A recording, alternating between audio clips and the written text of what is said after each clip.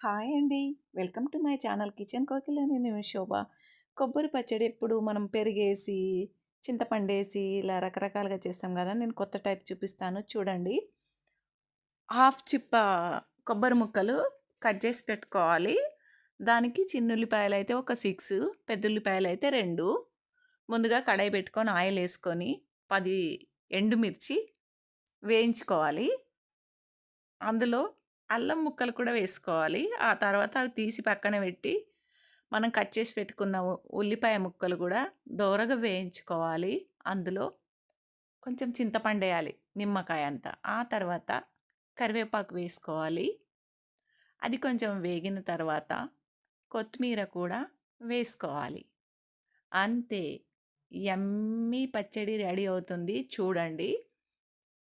అది కూడా దోరగా వేగాక పక్కన పెట్టేసుకోవాలి. ముందుగా వేయించుకున్న మిర్చి, అల్లం ముక్కలు కచ్చా పచ్చగా రుబ్బి పెట్టుకోవాలి అలా మిక్సీలో.